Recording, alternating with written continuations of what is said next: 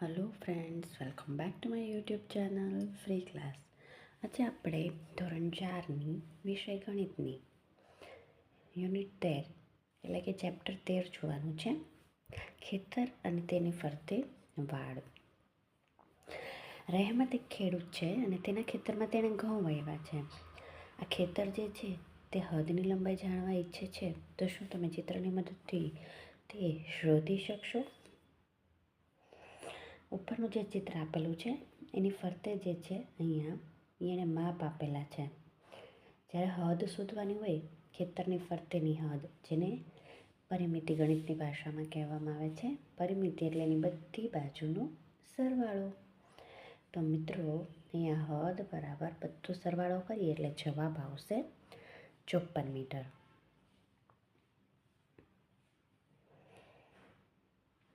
રહેમતે 70 metre તારનો વાળેલો વીંટો એટલે કે role વાડ માટે આ ખરીદ્યો છે. હવે ગણપત પણ એવી રીતે કરશે. રહેમતે કેટલો તાર ગણપતને આપ્યો? જવાબ છે 16 મીટર. હવે ગણપતના ખેતરની હદ કેટલી લાંબી હશે? તો આ બધી બાજુનો કરવાનો સરવાળો. 15 + 15 30 + 9 39, 39 ને 18 57, 57 અને 9 એટલે જવાબ આવે 66 મીટર. તેની પાસે 16 મીટર રહેમતે આપેલો હતો, તો હવે કેટલા મીટર તારની જરૂર પડશે? તો કે 50 મીટર તારની જરૂર પડશે. ત્યાર પછી મહાવરો આપેલો છે. અહીં પણ હદ જે છે એ તમારે ગોતવાની છે. આ બધી બાજુનો સરવાળો. જવાબ આવશે 60 મીટર. અહીં પણ મિત્રો આ બધી બાજુનો સરવાળો કરીએ એટલે અહીંયા હદ આવશે 42 મીટર. જ્યારે અહીંયા 9 + 12 + અહીંયા નીચે 15 આપેલું છે, જેનો જવાબ છે 36 મીટર.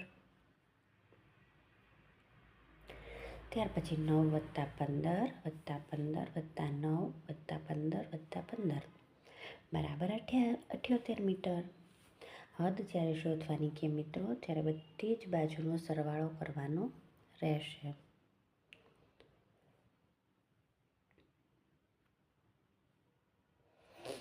તેણે કુલ કેટલું અંતર કાપ્યું છે? તો કે 4 × 500, 5 ચોક 20 એટલે 2000 મીટર. 1 કિલોમીટર એટલે 1000 મીટર, અને 2000 મીટર છે તો 2 કિલોમીટર. ટેબલ ક્લોથ આપેલું છે. તમારે અહીંયા તેની પણ હદ કેટલી લેસ જોશે, તો અહીંયા 1.5 મીટર છે ને, 1 મીટર અને 50 સેન્ટીમીટર એટલે કે 150 સેન્ટીમીટર. અહીંયા 50 એટલે 200 સેન્ટીમીટર, 150 એટલે 350 સેન્ટીમીટર, અને આ 50 એટલે 400 સેન્ટીમીટર થાય. 100 સેન્ટીમીટર એ 1 મીટર, તો 400 સેન્ટીમીટર એ કેટલું? તો કે 4 મીટર. અહીં 12 મીટર અને 88 મીટર જવાબ આવશે મિત્રો.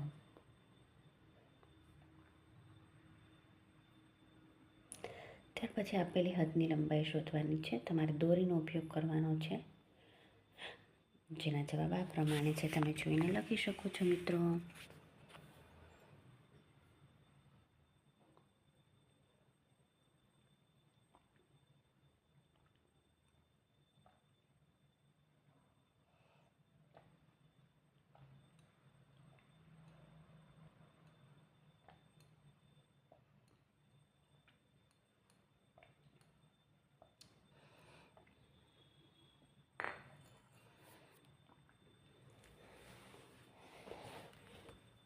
બે ચોરસ ભેગા કરીને આકૃતિ બનાવવાની છે.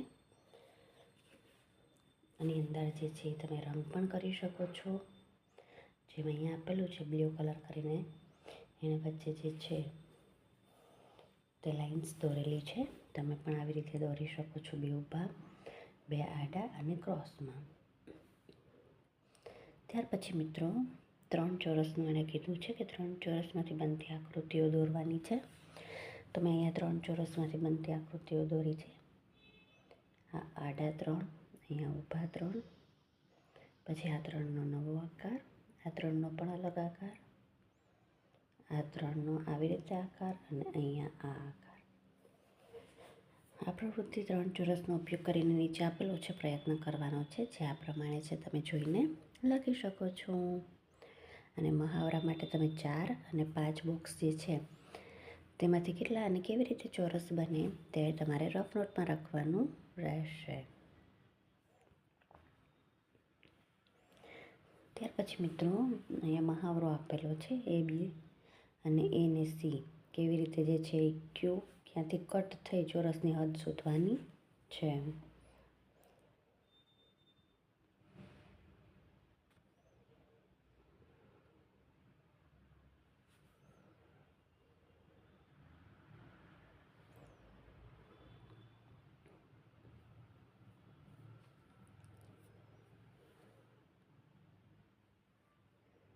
અહીંયા D આપેલું છે અને ઉપર D વિશેનું માપ આપેલું હતું, નીચે આપેલું છે.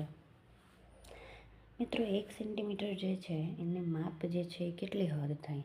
તો જો આ બાજુ 1 સેન્ટીમીટર છે, ચોરસની ચારે બાજુના માપ સરખા હોય. આ 1 સેન્ટીમીટર હોય તો આ પણ 1 જ સેન્ટીમીટર હોય, આ પણ 1 જ સેન્ટીમીટર હોય અને આ પણ 1 જ સેન્ટીમીટર હોય. ચારે બાજુનો સરવાળો કરો 1 + 1 + 1 + 1 બરાબર 4 સેન્ટીમીટર થાય. શું આ હદને 4 × 1 કહી શકાય? હા, કહી શકાય. 4 × 4. ત્યાર પછી હોકીનું મેદાન આપેલું છે, તો તેની હદ કેટલી થઈ તમારે શોધવાની છે. હોકીનું મેદાન આપેલું હોય મિત્રો, એણે એવું કીધું છે કે તેની લંબાઈ 91 મીટર અને 40 સેન્ટીમીટર છે અને પહોળાઈ 55. હવે મિત્રો આ બાજુનું માપ હોય એ જ સામેની બાજુનું માપ હોય અને આ બાજુનું માપ હોય એ જ સામેની બાજુનું માપ હોય. એટલે અહીં 55 મીટર છે તો અહીંયા લખી નાખવાનું રહે 55 મીટર. અહીંયા 91.40 મીટર છે તો તમારે એ લખવાનું રહેશે.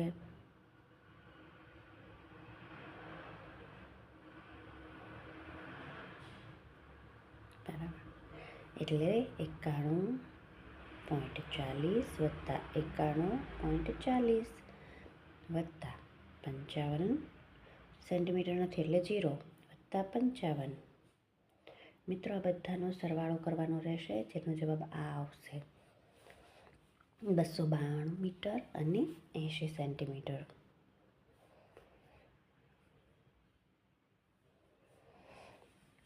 અહીં વલસમાં અને ઉષા વિશેની વાત છે કે બંને એકસાથે શરૂ કરે તો કોણ જે છે એ વધારે જલ્દી પાછા આવી જાય. તો કે વર્તુળની અંદરની જે બાજુ હોય ને મિત્રો એ નાની છે, જ્યારે આ બાજુ વધારે મોટી છે, એટલે અહીંથી અંદરથી ઓછું દોડવાનું થાય. ઉષા જે છે એ વલસમાં કરતાં જે છે એ ધીમું દોડે છે, પણ તો એ પહેલાં પહોંચી જઈને વલસમાં જે છે એ પછી પહોંચે છે. તો કે અહીં વધુ દોડવાનું થાય છે, અંદર ઓછું દોડવું પડે, જ્યારે વર્તુળની બહાર વધારે દોડવું પડે.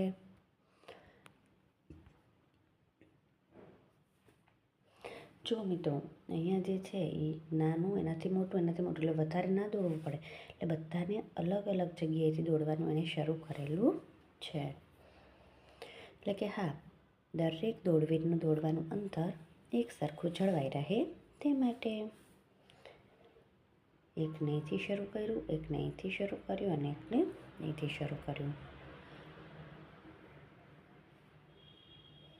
શાળાનો બગીચો આપેલો છે,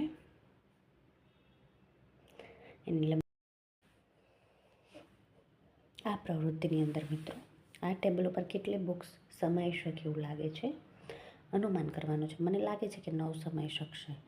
જ્યારે મેં બુક મૂકી ત્યારે ખબર પડી કે આ ટેબલ ઉપર કેટલી બુક સમાઈ, તો કે 1 2 3 4 5 6 7 અને 8 જ સમાઈ. તો કે અનુમાન સાચું પડ્યું. તો કે ના, હું 8 જ પુસ્તક મૂકી શકીશ. તો તફાવત કેટલો આવ્યો? તો મેં જ્યારે ધાર્યું હતું એના કરતાં કેટલું પુસ્તક ઓછા સમાયા? તો મેં 9 ધાર્યા હતા અને 8 સમાયા. તફાવત કે ત્યારે મિત્રો હંમેશા બાદબાકી આવે. તો 9માંથી 8 જાય તો કેટલા વધે? 1. તો કે 1 તફાવત, 1 પુસ્તકનો તફાવત રહ્યો.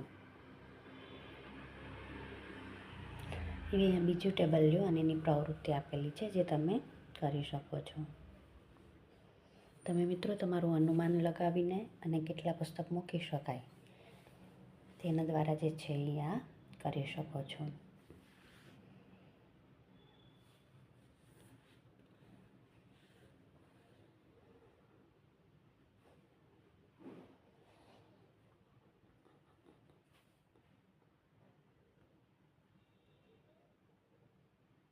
ત્યાર પછી મિત્રો અહીંયા પાંદડાને ABCD કરીને મેં આલ્ફાબેટ આપી દીધા છે. ABCD. કયું પાંદડું સૌથી વધારે મોટું લાગે છે? તો કે બી. અને નાનું લાગે છે ડી.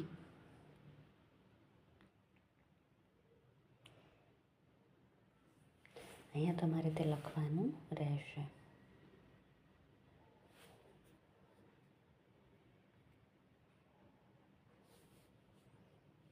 મિત્રો અહીંયા 1-1 સેન્ટીમીટરના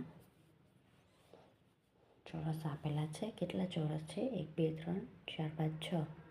1 2 3 4 5 6. 6 × 6 એટલે 6 × 36 ચોરસ છે.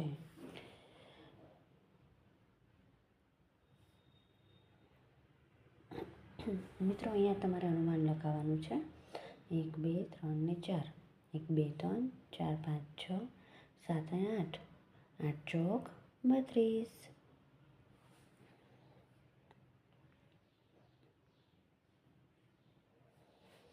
અહીંયા આકૃતિ પ્રમાણે કેવી રીતે ગોઠવશો તે આપેલું છે, જે તમે જોઈને દોરી શકો છો મિત્રો.